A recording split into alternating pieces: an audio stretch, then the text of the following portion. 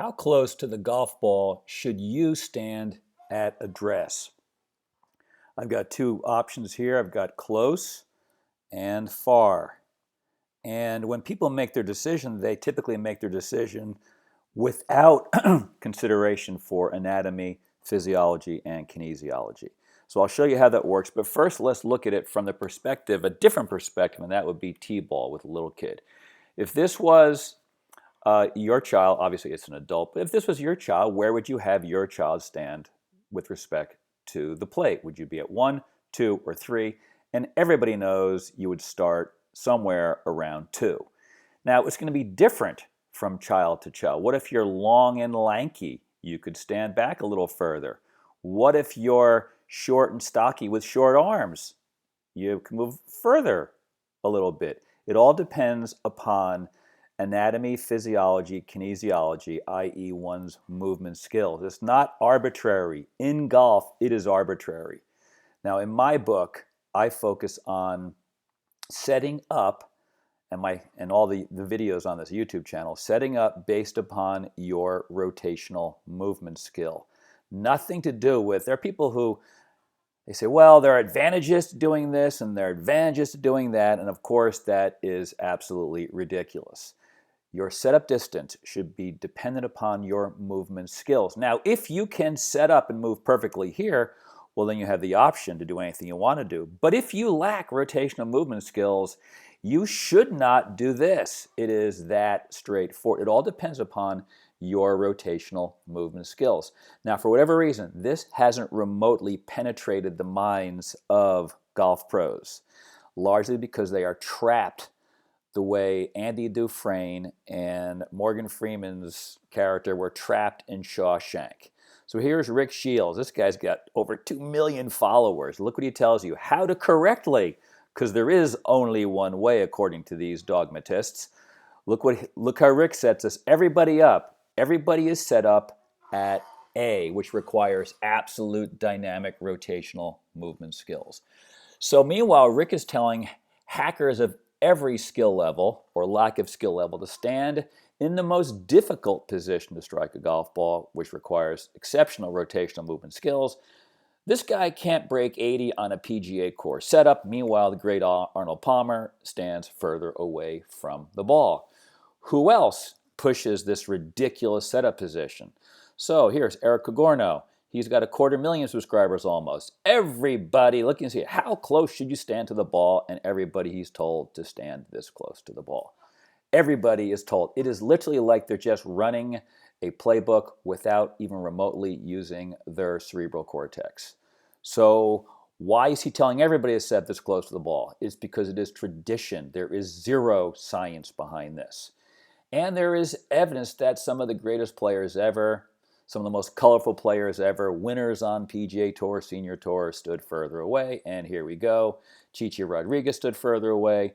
So this guy, Cogorno, probably couldn't break 80 on a PGA Tour setup course. Meanwhile, look how far Chichi Rodriguez, how far his hands are from his body. Why would he set up like this? Because Chichi on his own figured out that he needed to set up that distance from the ball based upon his rotational movement skills. It's not because of some preference. You've got some benefits like this versus benefits like this. While that would be true if you can stand this close to the ball and strike it well, then that argument is legit. But 99% of golfers cannot stand this close to the ball, so that argument is completely insane. So here's another guy, Top Speed Golf, 600,000 subscribers. Every single one of them is told to set up in position A, the position that requires the most dynamic rotational movement skills that a golfer could possibly muster. This guy, what would he do on a PGA Tour event? What would he do at a major event, for example? Probably couldn't break 80, who knows? So let's look at a great golfer who this guy ignores. Here you go, Lee Trevino. Look at Lee Trevino's setup. Lee Trevino is down here somewhere around C, right? He's close. Actually, he's close to CD in this version. And Clay Ballard says, no, we all must do this. Where's his evidence? There is no evidence. It is purely dogmatic traditionalism. Nothing else. Dogmatic traditionalism. And it strikes even those who have been named National PGA of America Teacher of the Year. Cameron McCormick, who works, I think, with Jordan Spieth. He's setting up an amateur for the first time she ever took a lesson. Look what he does. He sets her up right here.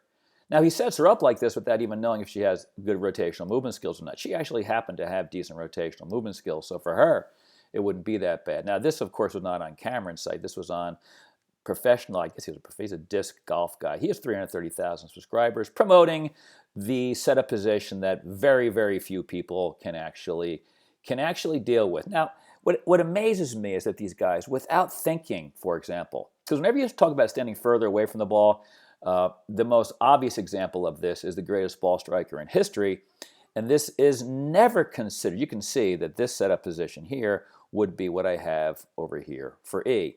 Now, when people watch my videos, they think, you think everyone should do this. No, I think you should set up based upon your rotational movement skills. This puts most people somewhere between C and E.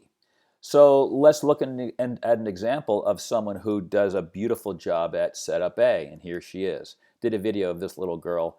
She's like 10 years old, maybe then 12, I don't know. But look at her setup. Now watch over here, the left-hand corner, because I'm going to show you, you kind of like watch this image and this image together. Watch, see this movement?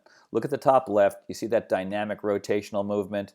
Now look at the little girl herself. You can see she does the dynamic professional rotational movement. She is bearing weight on her lead heel and lateral arch, just like all great pros do. Now here actually is a pro from the LPGA whose name you would not recognize because she only won one event and she's into obscurity now. Her name is Nicole Castrali. She was actually on the Golf Channel for a while. Why is she obscure? Well, watch what she does. She does professional Quasimodo. Look at this movement. And she actually had some of the 2 or 3 of the Harmon brothers teaching her, and they had her at Quasimodo. That just shows you how brutally established dogmatic thinking is in the context of golf setup distance from the ball.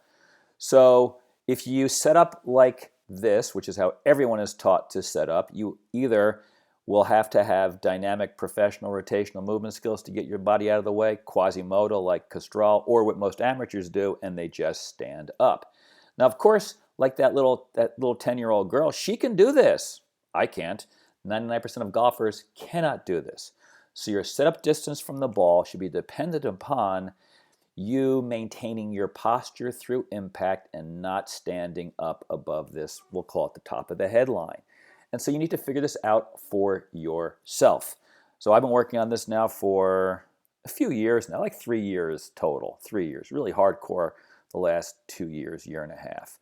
So this is me at setup, and you can see I'm doing not the Mo Norman all the way out. I'm doing more like D from my list of A through D, and you can see if I am too close to the ball, that would mean that I would lose posture and I would go above the line. Well, let's look what happens.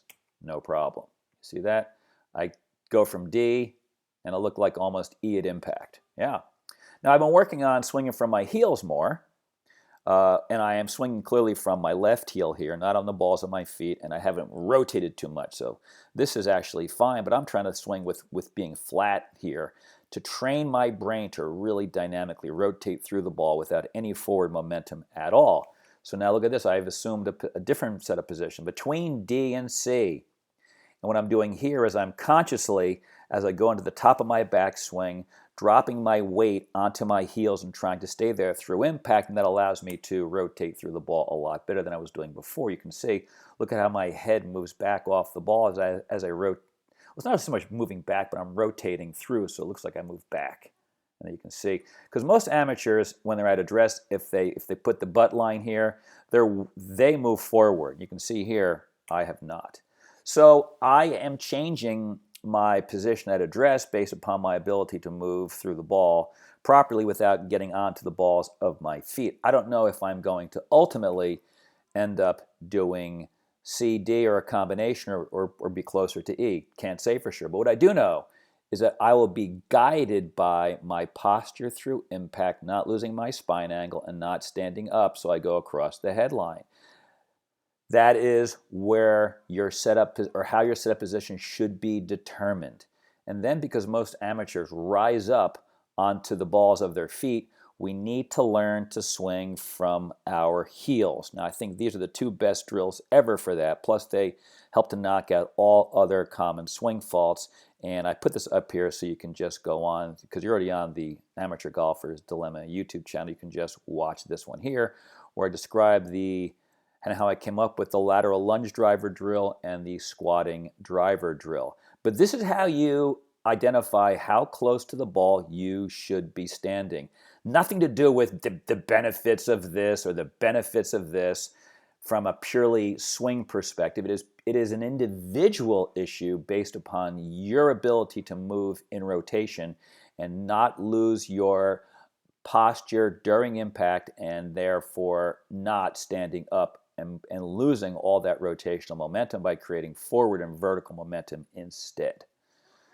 So very straightforward, very simple. I've gone over this topic multiple times in videos, and this is relatively new. You can see July 31st.